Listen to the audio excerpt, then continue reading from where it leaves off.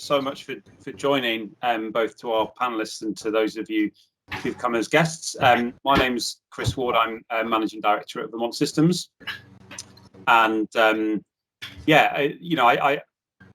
this is a topic that's personally incredibly interesting to me, as we look at our organisation and what the opportunities are that are coming from this, and what are the challenges that are coming from this. And the last 18 months, is it 18 months now? I can't even remember. So something like that, isn't it? And it's for me, it's been an incredibly powerful time as a business leader in terms of shaking everything up, throwing things up into the air. Old norms have been broken, and so therefore it seems to me this is like a moment in time opportunity to make changes about how we work, hopefully for the better, but also where we've got to maybe see off some challenges. And so it's brilliant to have Anne and Jackie and Kevin here to help us to get a little bit of perspective from a few different directions. So what I'm going to do is I'm just going to go around and ask the panelists just to give a quick intro on who they are, what they do, and in their organisation, in their work, and then also to summarise some of the key challenges that you're seeing at the moment, and also some of the opportunities that you're seeing. And then we'll go on from there and we'll dig into to get into some of those. So Anne, can I invite you to start us off?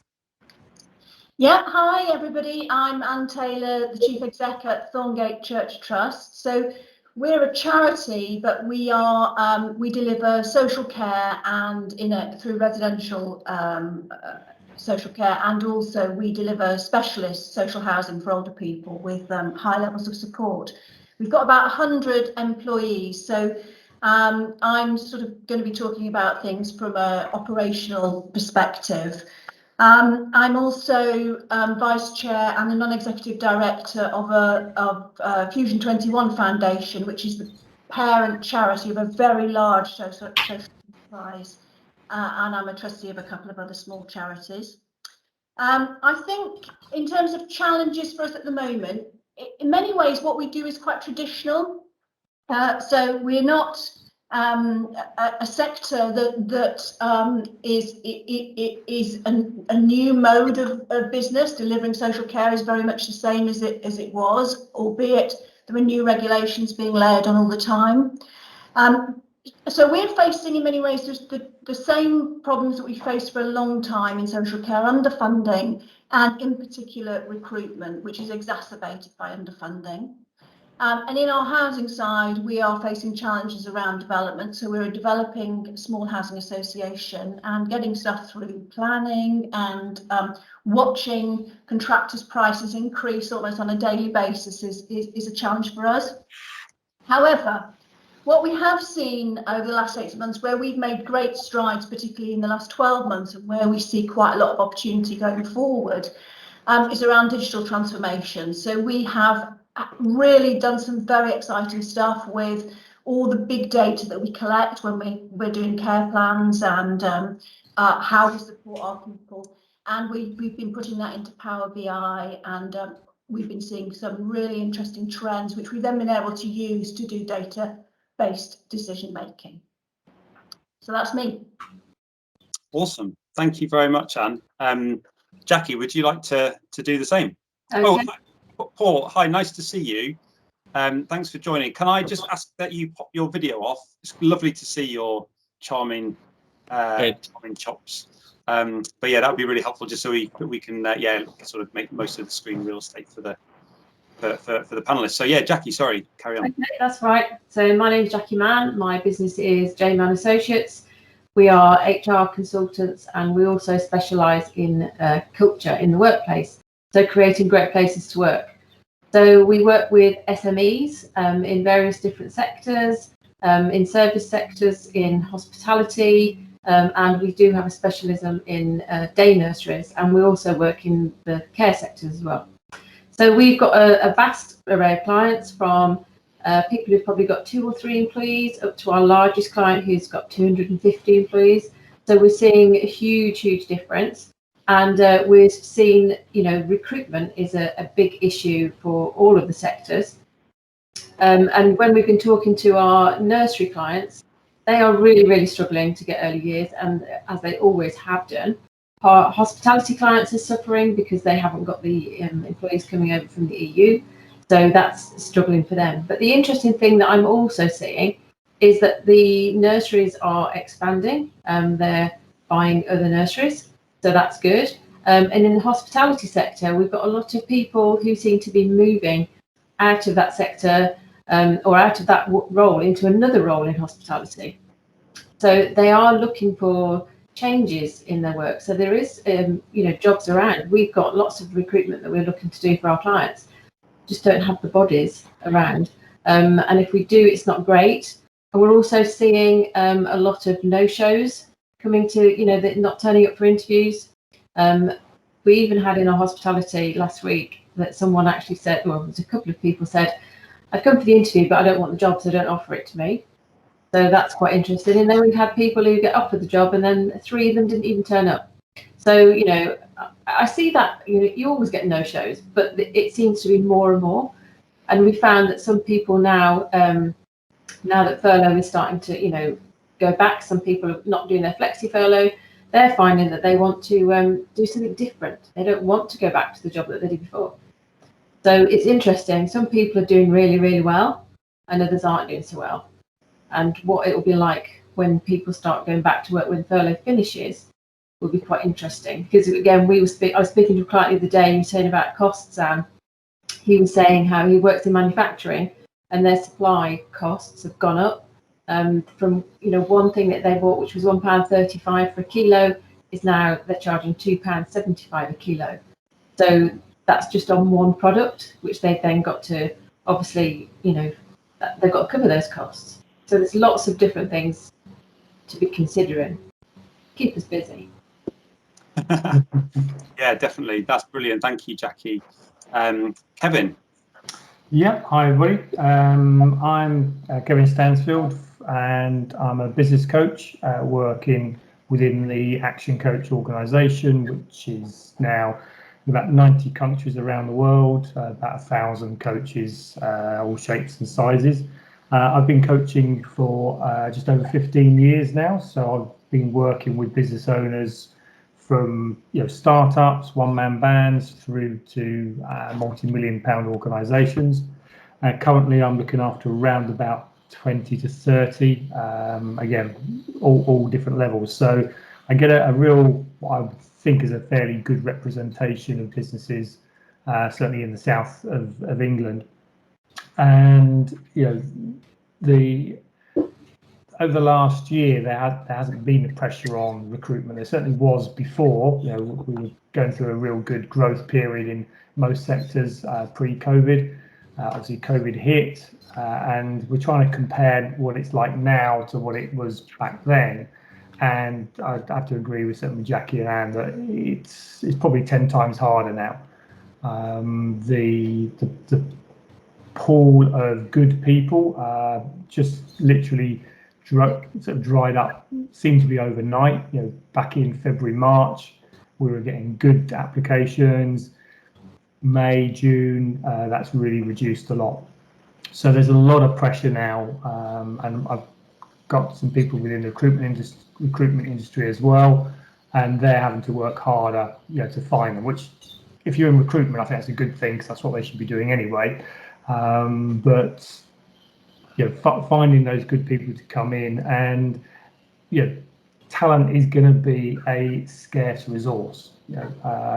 Jackie talked about inflation within materials. It's across the border. I mean, we're talking now, if you're into freight, it now costs $20,000 to have a container, just a container, to bring it in from China, which is probably 3 times the price it was a year or so ago. So we've got these big inflationary pressures around, and I think people is going to be another one of those. So how we manage people has got to go really to the top of the boardroom, top of every person in business or even looking to start a business, is where you're going to get your people, how you're going to keep them, and how you're going to get the best out of them. So that's why I think it's a great topic to be talking about today, Chris. Awesome, thank you. And it certainly seems to be, a couple of key commonalities there as we've just gone round in terms of recruitment and pricing pressure from as from contractors, suppliers, as their costs going up, and certainly through from right down to sort of raw materials, isn't it? That we're seeing that. So let's start off with people. Jackie, that's your business. What are you advising to your clients that are struggling to recruit good people? Do they just need to adjust their business expectations and sort of just hunker down for a bit, or how are you handling that? I mean, as you know, Chris, to me, culture is what is really important. People are going to be looking more to go to work for companies where there is a great culture, where there's a great work-life balance, where they've got opportunities, where they've got progression, and more importantly, where they've got flexibility. And I think what I've been saying to like some of our day nurseries, who they have long hours that they do, and they're really struggling. And I said, you're going to need to think differently here. You're going to need to think, how can we offer people more flexibility? Because if you can start to offer people that flexibility and not have that rigid that you have to be in the office, and the nurseries, they have to be in the nursery because they're looking after the children. But why is it they have to do 7:30 in the morning to 6 o'clock at night? People don't want to do those hours. It's a long time when you're doing that 4 days a week or 5 days a week. And they said, well, we can't do it. But, I don't believe you can't. There's always a different way you can look at it. So I think, businesses need to look. It's not just about the money. And I think, I always harp on about, most people, and I'm sure you all know this, are not everyone is motivated by money. That's not the big driver for the majority of people. It's a myth.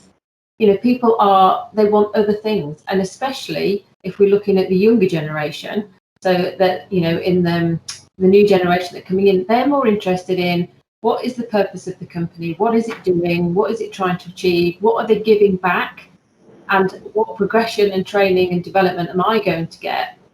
It's not the same as I want a great big salary, I want all these holidays, and I also want a nice big pension, and all these other benefits. They want different things, and I think if people don't look at that, they are really, really going to struggle if they continue to just offer the normal, 9 till 5. This is your salary, this is your holidays, and there's nothing else different.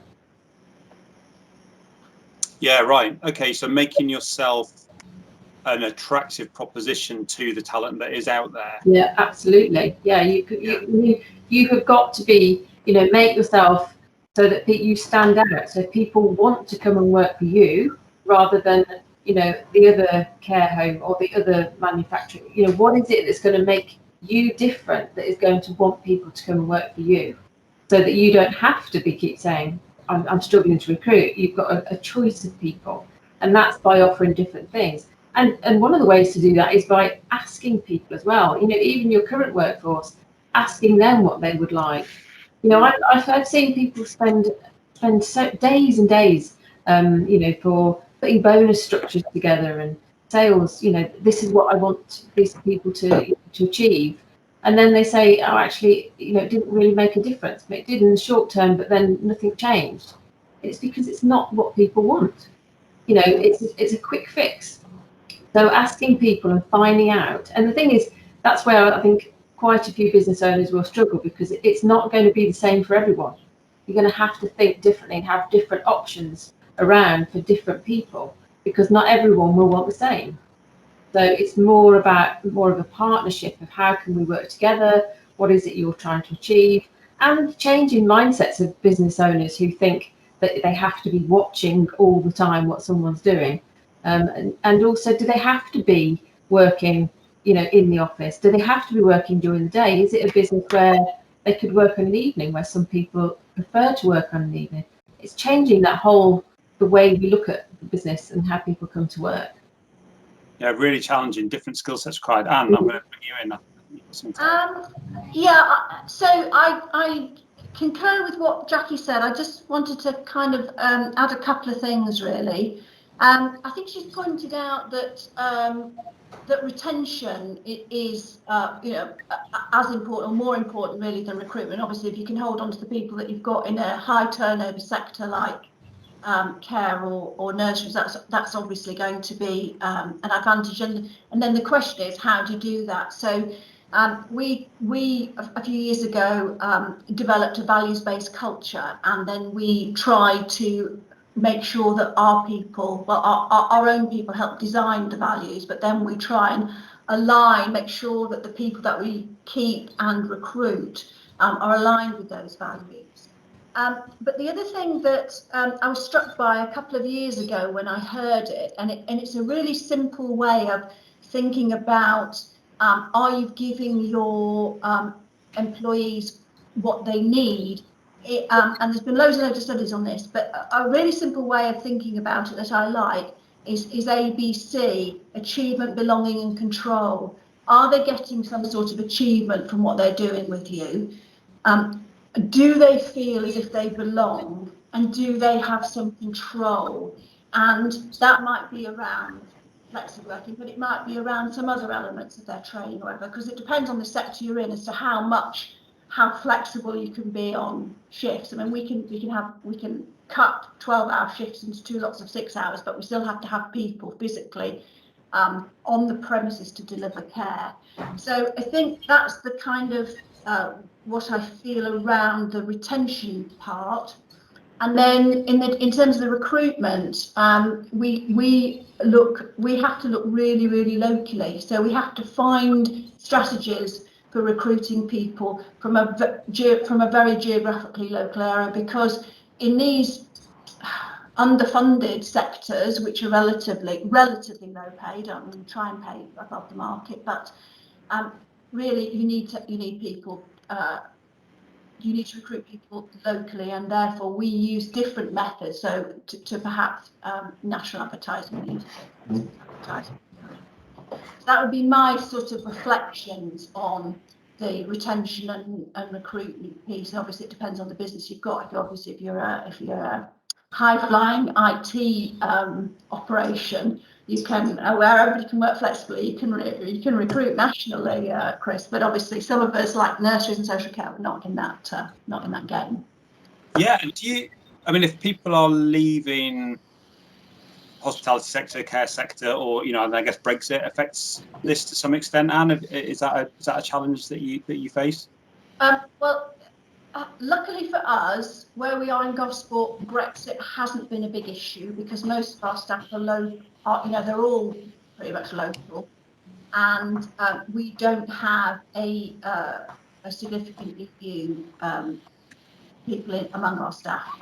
However, some of my CEO colleagues who are operating similar organisations in London are finding it difficult, but thankfully for us, that's one challenge that we haven't really faced.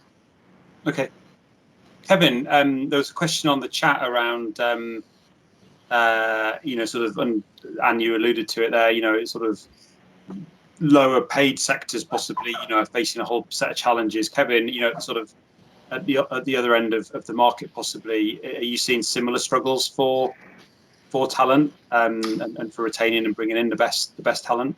Yeah, I'd like to say more so, but I think it's every sector is always different, but the challenges are there. So certainly in the IT space, you're anyone with technical IT knowledge. I've got one client that's got 17 positions that they're looking to fill at the moment, due to growth of that business. And you can't just put an advert on Indeed and then find somebody. It's just the pool just isn't big enough, and I think this is what we face. In the old days, if you were short of people, you'd put an advert up, and then you'd get 10, 20, 3 people apply, and then you'd select the best one of those. And it was always quite reactive, in the fact that if I need somebody, I need a bum on a seat, put an advert up, and within a month, 3 months tops, you'd have a person sitting there. In today's world, we just have to be far more strategic. We should be planning now for the people we're going to be taking on next year, because it's going to take you that long to find it. You know, I think we've got to change the mindset of, you know, human resource management, you know, has got to be strategic. It's got to have a long-term plan. You should be knowing exactly the people you need in place as far forward as you possibly can. That's not always easy because people leave, you know, people go on sick, etc. And you still have to do that short-term stuff. But you know, you've got to be sitting and coming up with a strategy and looking, if these people left, what would I do? And have a plan to actually, you know, go and make that happen. Just sort of, you know, putting an advert and expecting a good talent pool at that time, it just isn't going to happen, because all good people are already employed. You know, they're working somewhere. So, you know, if you're going to need those people, you're going to have to entice them away. And that's where I think Jackie and Anne's point about culture and values and different marketing practices, and we should be marketing how good an employer we are. In the, certainly if you're a local business like with you, Anne, it's, you've got, part of your marketing is to attract clients, but part of your marketing is to actually attract people. You know, people want to work for great companies, and if you're not out there shouting how good you are and how wonderful you are, then people are just not going to see you and not be queuing around the block to come and work for you. I mean, I would still say Google, you know, Uber, these businesses probably don't have too much of an issue recruiting at the moment, and probably never will, because they're companies people want to go and work for. What's important though, I think, you know, you probably all saw at Brewdog, you know, what they've been up to. You know, that's a disaster for them. You know, that people wanted to go and work for Brewdog, who had this amazing culture, which turns out they didn't have an amazing culture at all. And now they've got that big PR issue to sort out. And, you know, and it just seems to be getting worse by the day.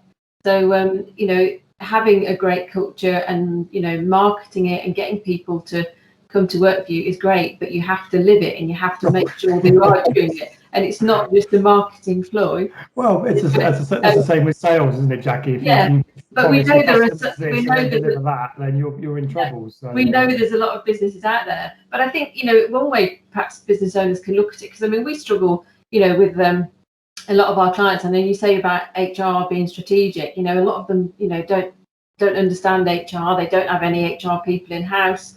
So they're more worried about how they're going to get the sales. It's not top of their list until they suddenly think, oh, I need some bodies, and what do I do? But I think businesses need to be looking at it from a different way. Instead of, you know, us when we're recruiting, think, right, okay, we've got a pool of all these people. Actually, the shoe's on the other foot now. The employees have got a pool of businesses they can go, and they're the ones now that can select where they want to go, rather than the businesses being people that can say, well, we can pick and choose who we want. Actually, now it's the other way. It's up to the employees. They're going to have the greater advantage of where they want to go and getting that great culture. And like I say, marketing yourself, but as long as you live it, and you know, you are doing, you know, walking the talk. Yeah. And I think you were looking to say something. Well, I was just going to come in before Kevin actually got onto marketing. I was going to talk about. We think it's important to be talking all the time about the things that we're doing, not necessarily in relation to being an employee with us, but actually all the really good stuff we're doing in terms of helping people. And of course, that's the kind of people who are going to come to work for us are likely to be the kind of people who want to help others. So if we're talking about that on Facebook pages and on Google, those are the things. That's the kind of marketing really that I was going to bring to, not just talking about yourself as an employee, but it was kind of superseded by then. Kevin went on to talk about it, and Jackie came in and was saying a similar point really. But yeah, that's what we try and do. But even with that, we still got a few vacancies. And I think we also I think the other thing that we've been doing really since before the pandemic is effectively, in theory, over-recruiting. And we did over-recruit. We did have about 15% more staff than we needed going into COVID because of our assessment of the threat of COVID for social care. That worked well for us. But since it hasn't finished actually for social care, but since we've come out of the pandemic, we've seen people who were reluctant, who decided to stay put. We've seen them move on, And so we're back to recruiting. But what we do is we're going to have to carry on recruiting even when we think we're, we've got enough, because just we know that there'll be turnover. I guess it's slightly related. Sorry, Oliver here, just butting in. I was speaking to one of our clients of the day, Paul, and he'd talked about how they downsized very recently their existing office. I don't know, Paul, are you available to have I know you've got to go, but I wondered if you could just pop in and just give a couple of minutes of your experience recently when it comes to recruiting and downsizing your offices. No, maybe he's gone. Oliver, no, sorry, I am here. Just that I had a glitch on it. Can you hear me? Yes, we can hear you. You're even allowed to turn your camera on if you'd like to, Paul. Even though Are you sure? Okay, right. Everybody, look away. So, yeah, look, just listening to all of that there. So we work in the care sector as well, and the education sectors. Fairways is a child services company, and we have 18 locations in the area, which range from just ordinary residential houses through to schools and things. So just kind of following through on what we've done. So for our non-frontline staff, we had offices in Southampton for 65 people. And we've actually, when the pandemic hit, we sent everybody home. We kept all our frontline offices open. But for our support staff, we sent everybody home. We closed the offices. We literally rolled out Microsoft Teams in 3 days, and then provided laptops, provided desks, chairs, support, IT support, or whatever to all of those staff. And we've actually then closed those offices permanently, and we've moved and taken offices with a capacity for 40 people in Portsmouth. Now, to achieve that, we had to go through a staff consultation process. But what I think it was Anne made the point about listening to your staff. Well, what our staff said was, we want more flexible working. So what we've now agreed is that staff can now work from home or from the office. They only actually need to come into the office 1 day a week, but they must come in as a team 1 day a week, so they can actually still meet and see each other once we are not actually going to open our offices until the 5th of July. So we've been following government guidelines up until then. But when staff do come back, they only need to come in 1 day a week. There's none of this 9 to 5 anymore. You work your hours to work around your lifestyle. And that has gone down really well.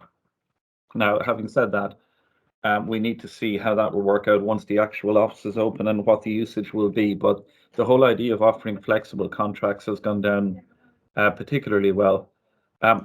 We've not saved a huge amount of money. The amount of money we spent on the old offices, we're probably still spending the same amount of money on the new offices. It's just the facilities are way better. Through the period, though, I don't know who's, someone said there, it's about, again, listening and looking out for your staff. A lot of this is around actions. So, just thinking back over the last 12 months, we've spent a huge amount of time focusing on well-being, on flexibility, and focusing on additional benefits, not on additional salary. Things that have gone through, we've actually given an extra day's leave to all of our staff as part of a consultation that they can do with that whatever they want. We looked at things like our starters, our leavers, and our promotions process. So just as part of recruitment, recruiting has become more difficult, but our starters, we're communicating with them an awful lot better, a lot earlier. The MD is writing directly to them to make staff feel welcome. Those leavers that, how do I put it, the good leavers, again, it's saying, look, we're really sorry to see you go. If the grass doesn't turn out to be greener on the other side, please come back. We'd be happy to have you back. In terms of staff who are being promoted, again, recognizing those promotions and just recognizing that through awards, through events, we've worked really, really, really hard just to keep our staff engaged. Probably the best example is that, again, in the care sector, you'll know that training, a lot of it is free. And typically care companies, private for-profit care companies, probably spend somewhere between £400 and £500 a year training their staff. We spend on average of about £2,000 a year.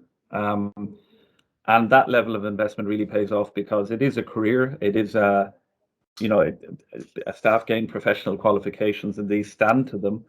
We've developed our own leadership courses, which up till now has involved us using external people to bring our staff down to Wales and, you know, traipse them over the top of mountains and in lakes and down dark tunnels and scare the living daylights out of them. But actually, we've taken that a step further. We've now bought an outward bound company in Wales, not only to do leadership programs for our staff, but also for the likes of our foster carers. We have 50 foster carers who look after the children that are placed with them. What a lot of people don't realize is that in summer times, foster carers actually look for respite away from the children that they look after. So those children once again finish being placed with another family.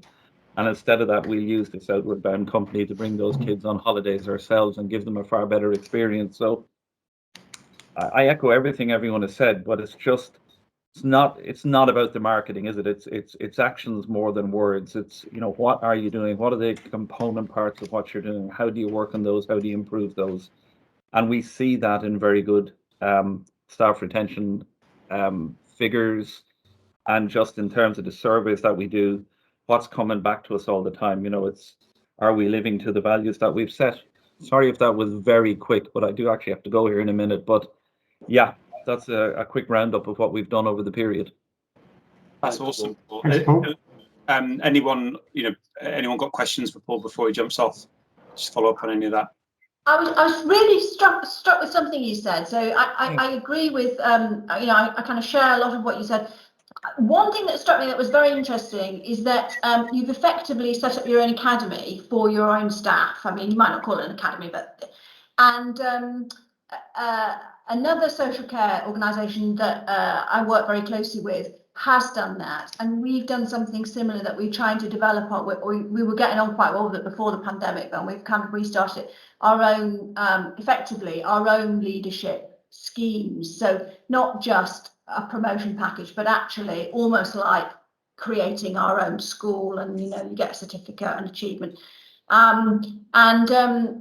And I write individually to staff on their work anniversary, and it's amazing. People come to you and go, "Oh my goodness, Anne, it was so wonderful to get that from you," and all that kind of thing.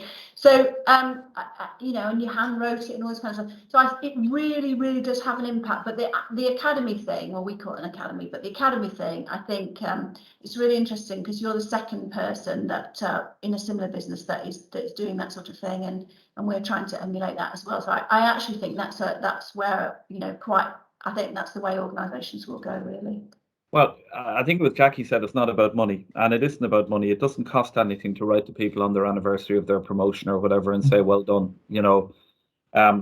Even our own annual staff awards, we gave out 21 awards this year. We used to give out 7. We upped it to asking teams to vote for their teammate of the year.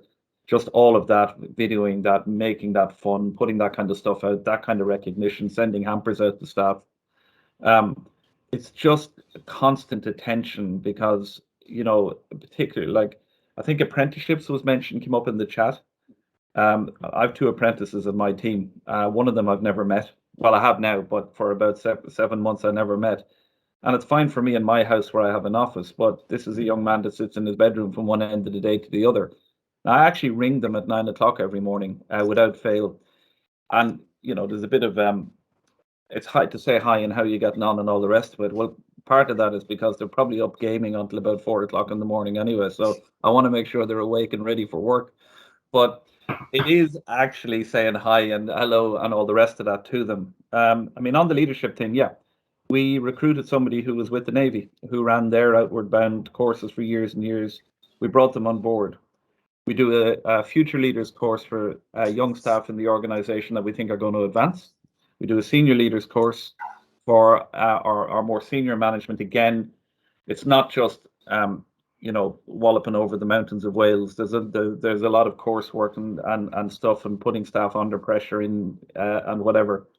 But these things really pay off. It's growing your own staff from within because it cuts down turnover.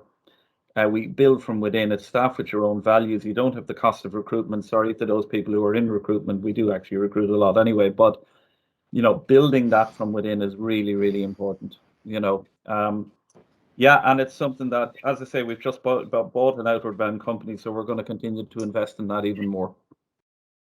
Awesome. Paul, thank you so much for done? jumping on. I know you said that you've got to be getting going. One thing just to say to you is Have I silenced you all? Sorry, Paul. I think we might have lost you there for a second. But thank you so much for that contribution. We'll let you go because I know you've got to get on. But just one thing, if you could do for me, because I can see Jackie getting twitchy because those plants behind you need watering, and she's a keen horticulturalist. So just brilliant.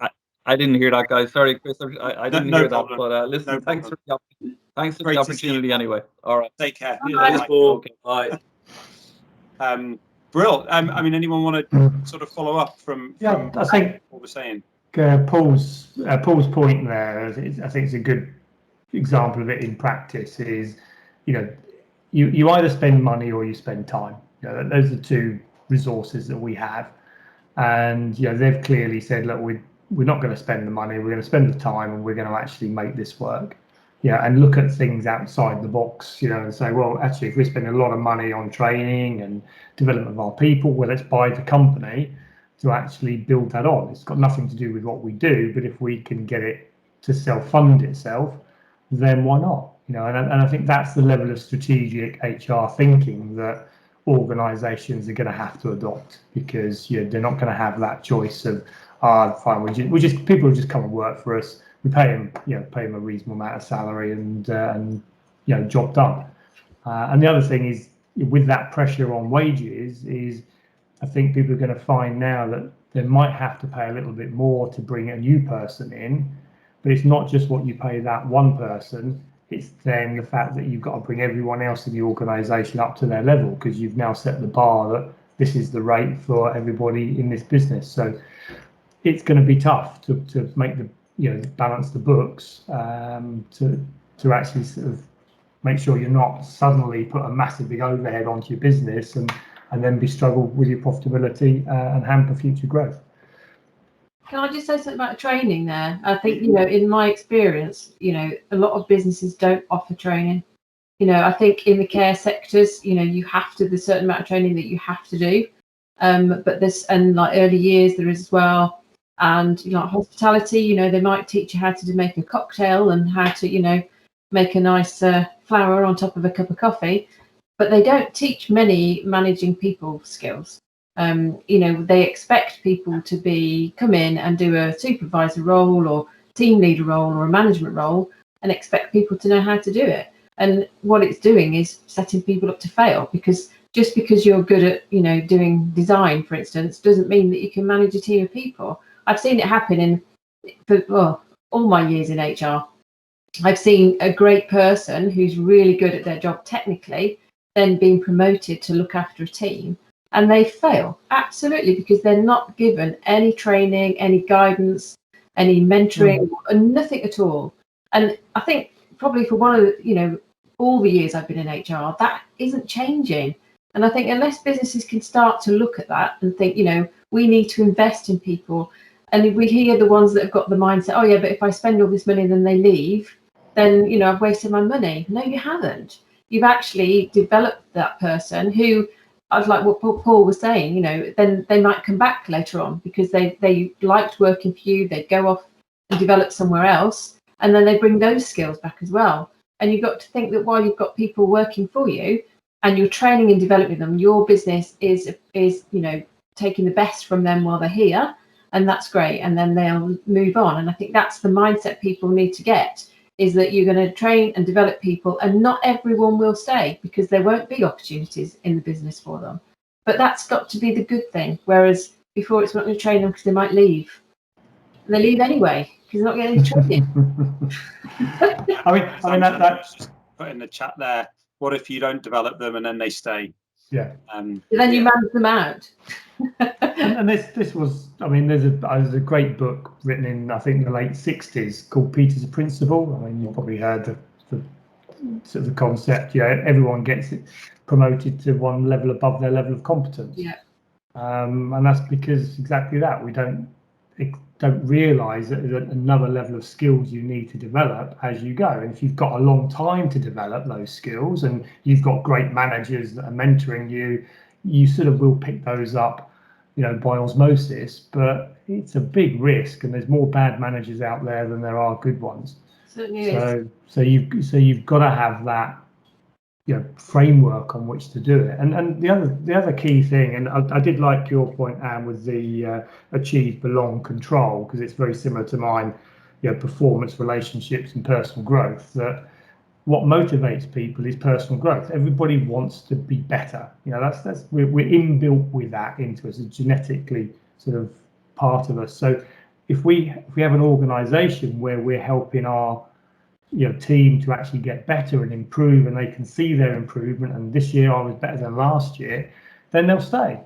It's when they look at where they are and go, well, I'm doing exactly the same thing I was 2 years ago. I'm being paid the same amount of money, excuse my French, but same shit, different day. Then they'll start leaving, and unfortunately it'll be the good ones that leave first. The bad ones know they can't get a job anywhere else, and they'll stay. But then they're only bad because you've made them bad. I had one client the other day, and he's got through about 3 or 4 managers, and I said, well, it comes back to, because they always blame the person, I can't find good people, etc. I said, well, there's only one consistency in this, and it's you.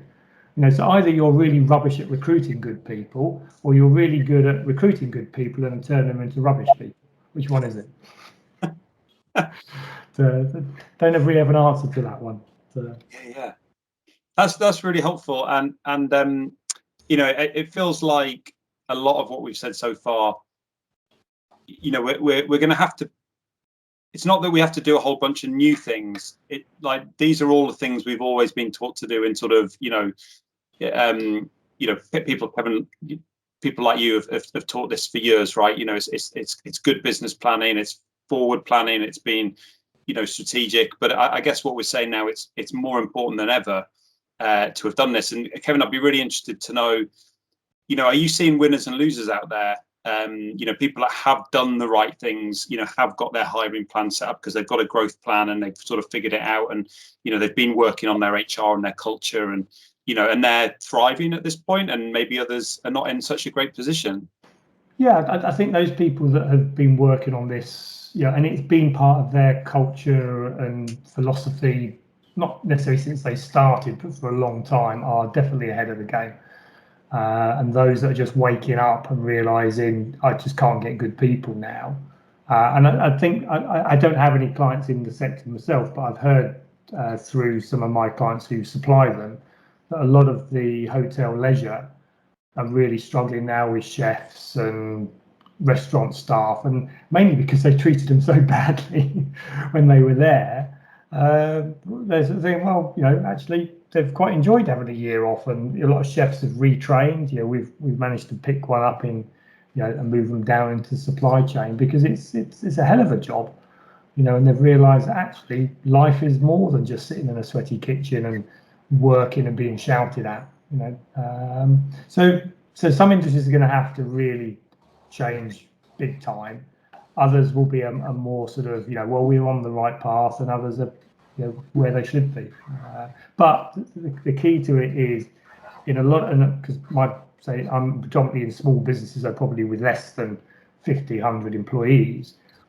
The key that we don't have the structure in those businesses to spend the time and effort that it takes. We've got 1,000,001 things to do in our businesses, and HR and that side will always come sort of last. But that's what I'm really trying to get across, is it should be up there with your sales and marketing strategies.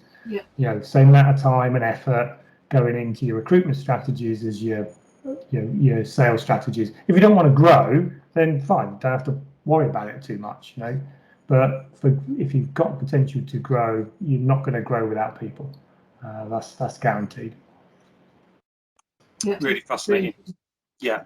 Just want to change tack a little bit, because I realised that we've only got sort of 12 minutes left, and that's been some really. I've made a whole ton of notes here as you've been going through. So I appreciate that. I want to just get some thoughts and perspective on, I guess the sort of the big question I guess a lot of people are wrestling with at the moment. Some people have made decisions on it clearly, like Paul. We've just heard from there. This whole thing of do we go back to the office? Do we not go back to the office? I'm not so much looking for a yes or a no answer on that, but it's more, how should you think about this problem as a business leader if you're sort of working with your leadership teams at the moment, thinking through this? What are the factors that we should be considering? How do we view this decision? Anyone want to kick us off on that one? If I sort of kick it off on, I think what I would say is don't make a knee-jerk reaction. Don't just go because we've had a year of furlough and working from home that is the right thing. I think we've got to be looking a 5-10 year strategy. What are we going to be doing in 5 years? What's good for us? What's good for our customers? What's good for our people? And if you can visualize it in 5 years' time working, then great. Then put a plan together to work towards that. But just don't go, because we've got away with it this year means we can do it again next year. That to me is too short term, and you've got to take a bit of time, think about it, and then have a strategy. But look at the pitfalls because there are pitfalls of working from home. Paul mentioned it. People that will take liberties and not get up until 10 o'clock and things like that. So you've got to bear all those negatives in mind and have a structure to allow you to do it. Yeah. And what, you obviously mentioned some of those pitfalls, and you sort of mentioned you sort of feel like you've got away with it this year. What would be, what should we be looking at as the indicators to say, well, you've got away with it, but it's not strategically going to work for you? How, what will be the factors that we should throw into that decision making? I mean, every business, is there, even in the charity sector, we've got to make money. It's got to be a profitable business, and it's got to have happy, healthy people, and our customers have got to be looked after. Those are the three things that if we do those really well, we've got a sustainable business. So one of those key things is your performance metrics. That how do you know, and more importantly, how do your team know they're doing a good job? Because if you get up at 12 o'clock in the afternoon and you finish at 4 and you've done a blinding job and you've achieved all your KPIs, that's fine. I don't have an issue with that. What I have an issue with is you do 4 hours work in a day and you don't achieve anything. Because then my thing will be, well, you're not achieving, therefore are you bunking off, are you slacking? And because there's no visibility, it's very difficult to manage that remotely. So you've got to be really clear what your KPIs are, what the performance metrics, and also the empowerment of the individual as to how they know they're doing a good job, because everybody wants to do a good job. You don't come to work wanting to do a bad job, but if we don't know what good looks like, then we get sidetracked and other things will take its place. Yeah, great point. Jackie or Anne, do you want to jump in on that? I think, yeah, so I could come in with a slightly different reflection on that. I think in our case, we've got staff who need to be physically on site just because of the very kind of the sort of the job they're doing. So housing support people and social care people, and then there are other people who really could have a choice potentially. And the approach we've taken here is actually looking at the job we need them to do to deliver, and can that be delivered completely from home, or do we actually really need them to be here some of the time, even if it's only a little bit of the time? And that might be because they need to meet our residents or customers, however you want to call them, socially distanced face to face for whatever reason, or it might be because we want to have brainstorming and capture some of the kind of entrepreneurial stuff that we used, the ideas that we used to do before. So we might want to have them here for at least part of the time to make sure we can deliver things. And I think another thing that we've been doing recently is something around expectations, a kind of expectations conversation. So you know, I could say to somebody, well, what is now your expectation of how your job looks like and how much time you need to spend either at home or in the office, and what is your expectation of what you need to deliver, and then explaining what my or one of my senior leaders team's expectation is of them, and making sure that we're aligned. Because I think it is a new world, and for the kind of people who are not delivering sort of specifically on the ground, and the people who would normally be in an office-based job, and to have a resetting of expectations on both sides. We found actually that's been surprisingly useful, and it's given us an insight into what those people are hoping for going forward, and it's also given them an insight into, you know, what we still expect them to deliver as part of their role. So that's kind of, you know. So really doubling down again on that clarity of what the role is, what is success in that role, and how are we going to measure that, and how can you self-evaluate. So I think that's really echoing what Kevin said there, I think. It is, but also what success looks like for them and what success looks like for us. Okay. And to make sure we have the same understanding. So tying in.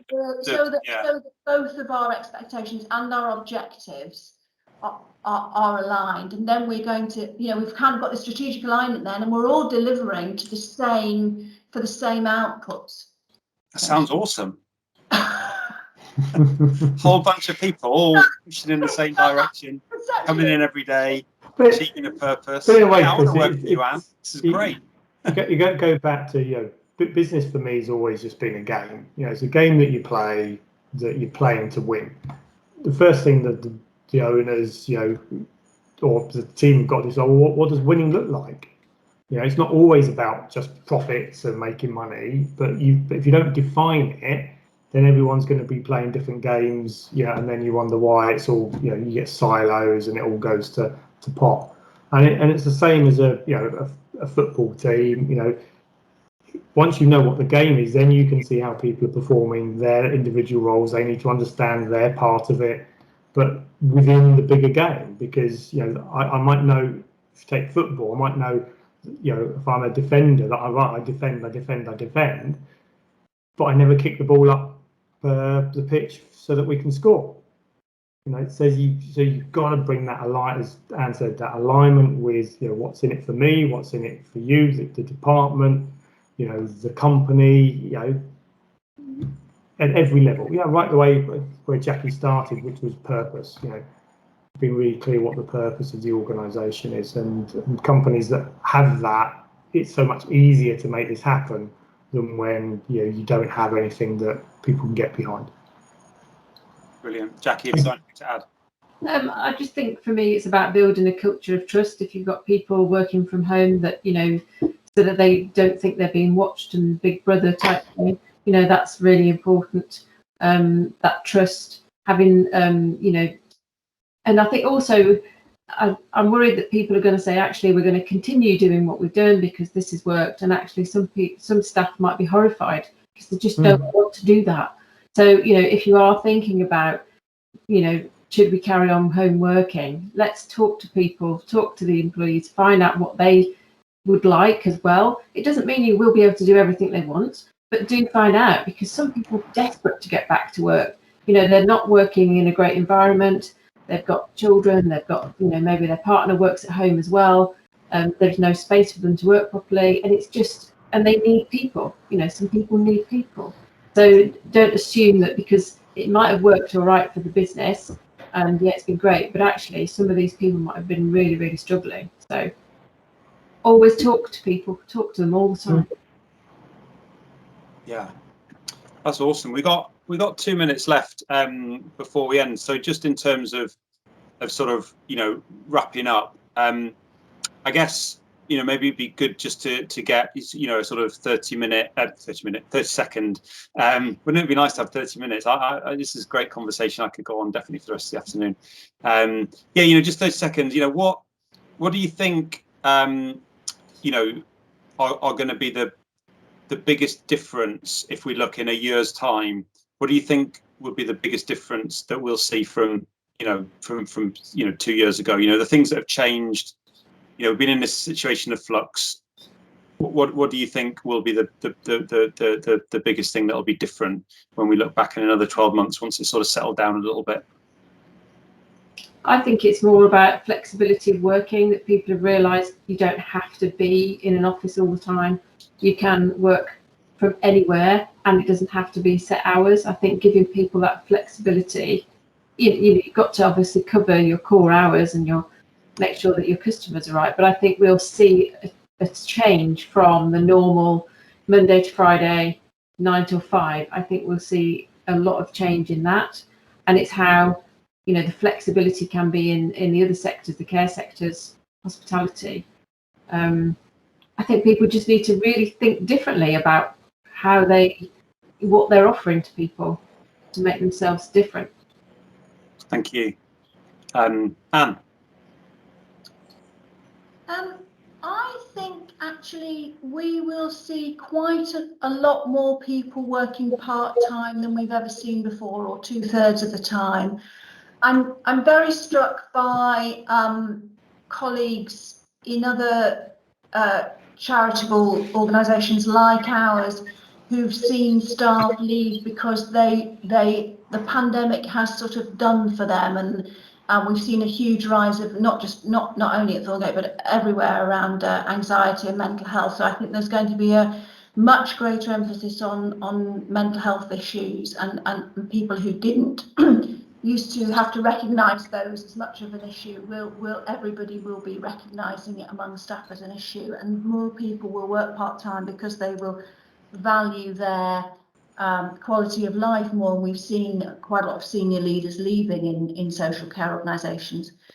I think something Jackie said made me think about office culture as well, where some people liked going to the office for office culture, but that thing where you had to stay late and you had to be the first one to arrive, the last one to leave. I think a lot of that has gone, and I hope that doesn't come back. And I mean, we're seeing it in London where season tickets are going to more flexi things because people are not having to be in so early on Monday and leaving late on Friday night. I do think. Well, I hope that won't come back. Brilliant, thank you. And Kevin? I think we'll probably look back on this as one of the biggest changes in business and management. I think, go back to Jackie's point that no one's really, the level of training in management skills is pretty abysmal and has been for many years. But the one thing that was always allowed for that was the fact that, if you managed in one office, it was the same as another office, and people were together, and you sort of cope, you get away with it, you make it work. With this sort of move to a demand from the employees, and now fact that they are in limited supply, they've got more clout, so we will go to a more hybrid working, and therefore I think our management skills, we have to work at them. We have to. It's nothing new. Managing a remote team and managing people sitting in the same room as you is no different, when it comes to it, because at the end of the day we're people. But the way we do it, and it will highlight far more now if you're bad at it than ever was in the past. So I think we'll look back, and if there's people out there that want to move up the managerial sort of ladder, then now's the time to really work on your skills and treat it like a profession, like being an accountant or being a plumber, become a professional manager. And then I think your skills then will be transferable across many platforms. So. Brilliant. Well, thank you so much. We're actually a little bit over time, but I'll blame that on Oliver because he made us start late. But thank you so much to the three of you, to Anne and Jackie and Kevin. If we were live in a hotel somewhere, there'd be a big round of applause at this point, and we'd be able to go and get some drinks and what have you. But we don't have any of that. Oh, there you go. Jesse's found the clap reaction in Teams, so that's brilliant. Thank you for that, Oliver. I'll hand back over to you. Brilliant. Yeah, thanks. I'd like to just add my thanks to you and Jackie and Kevin and you, Chris. Sorry, for that. That was really good. I got a lot out of it, and yeah, we should do this again sometime. Maybe September, October time. We've all had a bit of a summer holiday, maybe, and we can catch up with what's latest going on then. Yep, sounds good. Yeah, brilliant. Excellent. Good. Thank you everyone for turning up. Really appreciate Thank it. you. And Thanks. yeah, see Bye. you soon. Have a great afternoon. Thank you very much. Cheers. Bye-bye. Bye bye.